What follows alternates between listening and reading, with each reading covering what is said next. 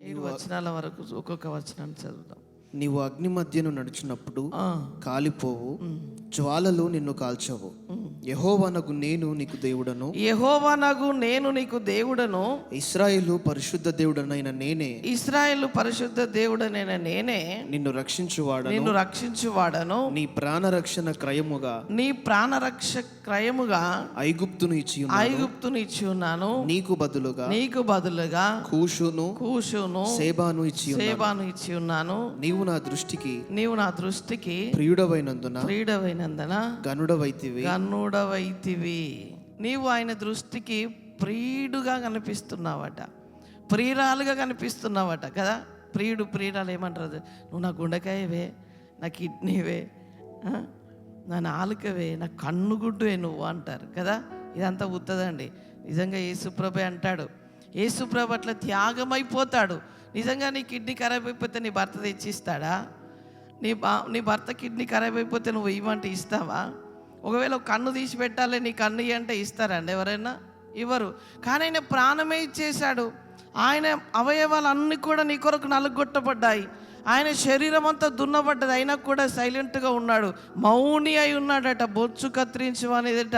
ఆ గొర్రెపిల్ల ఎట్లా మౌనముగా ఉంటుంది అట్లా మౌనముగా ఎందుకున్నాడంటే నీ శరీరం బాగుండాలి, నువ్వు బాగుండాలి, నీ అవయవాలు బాగుండాలి అని అట ఆయన మౌనముగా ఉన్నాడట. ఎందుకంటే నువ్వు ఆయన దృష్టికి ప్రియుడవు గనక గనుడుగా చేయాలి నేను అని ఒక్కటే ఒక ఉద్దేశం అట.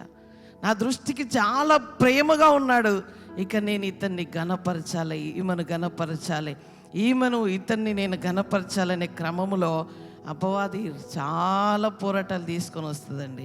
అయినా కూడా ఆయన అన్నిటిని కూడా జయించడానికి ఒకవేళ శోధన నీకు అనుమతించినా కూడా శోధనలో నువ్వు పడకుండా దేవుడు నీకు జయాన్ని ఇస్తూ ముందుకు నడిపిస్తూ ఉంటాడు.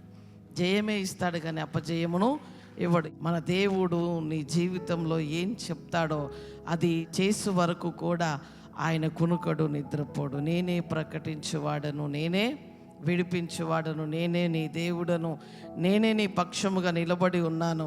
నేను ఏదైతే నీకు చెప్పానో అది నేను చేసే వరకు నేను నిద్రపోను. ఆయన దిగి వచ్చాను అంటున్నాడు నిర్గమకాండంలో. ఆయన ఎందుకు దిగి వచ్చాడంటే ఆయన ప్రజలను విడిపించి ఆయన ప్రజలను గొప్ప చేయడానికి, ఎక్కడికి నడిపించడానికంటే ఈరోజు వరకు నీకు సమృద్ధి లేదా, ఆశీర్వాదం లేదా, దీవెన లేదా, ఆరోగ్యం లేదా, క్షేమం లేదా, సమాధానం లేదా, అవన్నీ ఉన్న చోటుకు పాలు తేనెలు ప్రవహించు దేశంలోనికి, ఆరోగ్యకరమైన దేశంలోనికి, ఆ యొక్క మంచి ఫలములు ఉన్న చోటికి, మంచి దేశముగా, మంచి ఇల్లు, మంచి వ్యాపారముగా, మంచి ఉద్యోగముగా, మంచి స్టడీగా, మంచి జ్ఞానవంతులుగా, విద్యావంతులుగా, ఆరోగ్యపరముగా నీ శరీరములో ఇప్పటి వరకు ఏ బాధలు ఉన్నాయో అవన్నిటిని తొలగించి నీకు ఆరోగ్యము, క్షేమము, సమాధానము ప్రభు ఇవ్వబోతున్నాడు.